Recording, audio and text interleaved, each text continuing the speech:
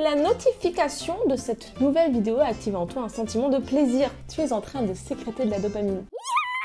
Enfin, je l'espère parce que...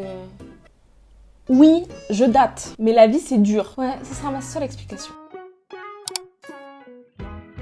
Hello mes petits hypothalamus. Vu que vous êtes des vrais curieux de la science et que je vous sauce de ouf actuellement, vous avez regardé toutes les vidéos de cette chaîne YouTube. Et du coup, vous savez ce que c'est le petit hippopo. Non, je ne vais pas revenir dessus parce que j'ai déjà fait une vidéo hyper complète sur le sujet. Et oui. Aujourd'hui, je reviens pour parler d'un sujet très important, pour parler de la star de votre cœur, enfin d'une des stars de votre cœur. Et non, je ne parle pas de votre Instagrammeur favori, je parle de la dopamine. Ce petit truc qui a valu le prix Nobel à Arvid Carlsson en 2000. Et pour comprendre cette histoire, il faut d'abord remonter dans le temps.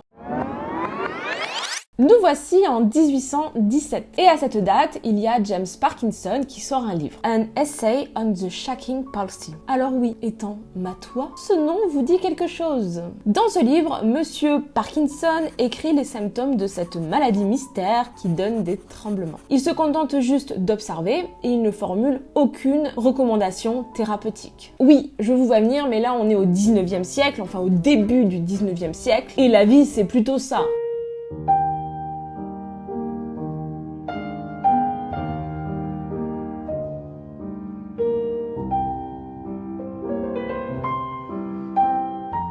Et puis en tant que scientifique, il s'est dit qu'il vaudrait peut-être mieux connaître la maladie avant de la traiter. Et donc c'est bien plus tard que Jean-Martin Charcot, papa de la neuroclinique, qui donna à cette maladie le nom de Parkinson.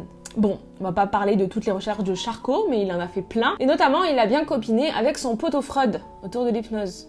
Oui, mais Léa, t'as dit que c'était une vidéo sur la dopamine et c'est pas le sujet là. Hein. Ok, on met ça de côté, on met un gros pull et on fonce en Suède. Nous sommes en 1923 et c'est le jour de la naissance de Arvid Carlsson. Enfin, je suis pas vraiment sûre qu'on ait besoin d'assister à sa naissance. Par contre, on peut aller l'applaudir en 1951, puisque c'est cette année-là qu'il a fini son doctorat en médecine. Il a donc 28 ans, mon âge, je chiale parce que moi personne ne veut ma thèse. Mais en gros, sa thèse à lui, elle porte sur le métabolisme du calcium. Et genre, l'histoire, enfin la légende, parce que je n'étais pas là, dit que le comité de l'université lui aurait dit en mode « c'est cool, hein, mais au niveau pharmacologie, on s'en bat un peu les couilles. » Comme quoi, hein, faut pas faire trop les malins quand on a un doctorat. Donc finalement, il est amené à travailler à la National Heart Institute aux États-Unis et il collabore avec le docteur Bernard Bibrodi, qui a aussi reçu un prix, le prix Albert Lasker. Enfin bref, on peut dire que c'était des cracks de la science. Et c'est donc les travaux de Carlsson sur la réserpine qui ont permis la découverte de la dopamine. Avant ça, on faisait ça, hein. Plus précisément, il a surtout démontré que de faibles niveaux de dopamine diminuaient la capacité de bouger des animaux. Et ces animaux, il va donc les traiter avec de l'amino-acide levodopa, le L-dopa. Ce n'est pas un sort d'Harry Potter, bien qu'on puisse s'y méprendre. En fait, c'est un acide aminé qui aujourd'hui est utilisé pour augmenter les concentrations de dopamine dans les traitements de la maladie de Parkinson.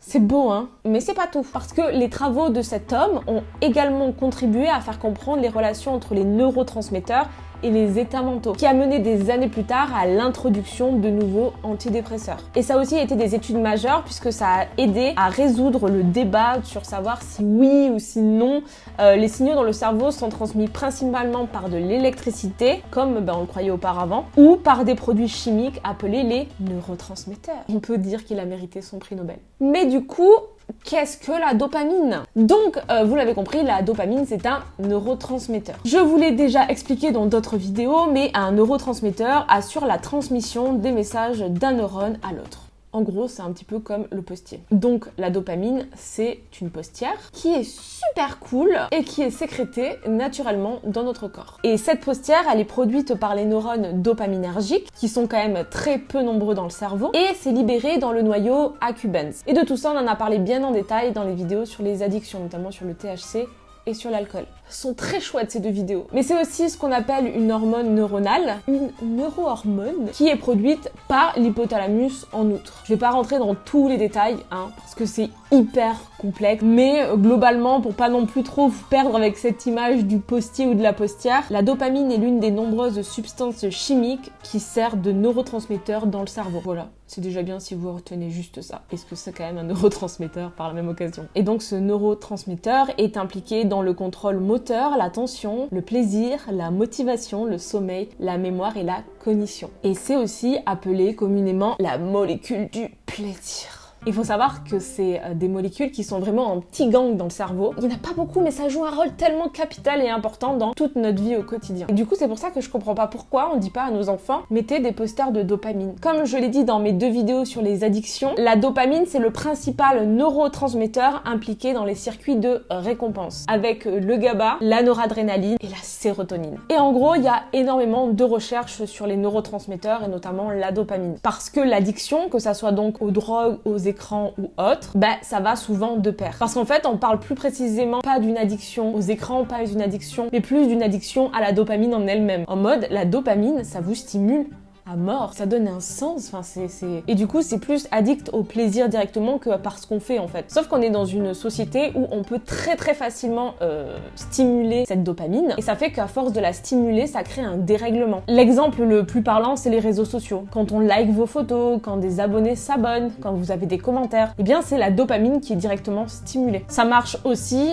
quand tu commandes des nouveaux habits. Et aujourd'hui, il y a une vraie stratégie marketing autour de la dopamine. Le but étant évidemment de pousser les personnes à consommer ou à rester le plus longtemps possible sur une application pour gagner de l'argent. Parce que oui, il y a énormément d'argent en jeu. C'est aussi utilisé par les coachs qui vendent des programmes, par le développement personnel, etc., en mode change en 20 jours, etc., où au début, ils stimulent à fond cette dopamine via plein de petites techniques de manipulation très courantes et très faciles. Et en toute sincérité, c'est réellement un fléau. Parce que évidemment, la dopamine, c'est une question d'équilibre. Les gens qui n'ont pas assez de dopamine, ils ont ce qu'on appelle donc la maladie de Parkinson, mais l'excès de dopamine dans le système limbique est associé à la schizophrénie. Petite voix off un petit peu à l'arrache, mais juste pour préciser que ce n'est pas parce que vous consommez des drogues que vous allez développer de la schizophrénie. Néanmoins, pour les personnes un peu plus fragiles à ce niveau, qui ont déjà des troubles sous-adjacents, c'est pas un très bon bail.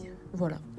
Quoi qu'il en soit, vu qu'on est là, vous et moi, je tiens aussi à préciser que, par exemple, pour la dépression, c'est aussi un dérèglement des neurotransmetteurs qui est en jeu. Et donc dire à quelqu'un qui a une pathologie psy de prendre sur lui, de sourire, c'est bon, de faire des efforts, ça ne sert strictement à rien. C'est des maladies invisibles dues à des dysfonctionnements dans le cerveau, mais qui sont bien réels, bien que invisibles à l'œil nu. Ça reviendrait au même de dire à quelqu'un qui est en fauteuil roulant « Oh, c'est bon, prends sur toi pour marcher ». Et comme je le dis dans toutes les vidéos, il y a énormément de choses qui se jouent dans notre cerveau et qu'on ne voit pas au quotidien. Et évidemment, le problème, c'est surtout que la psychologie et la cognition, en France, c'est...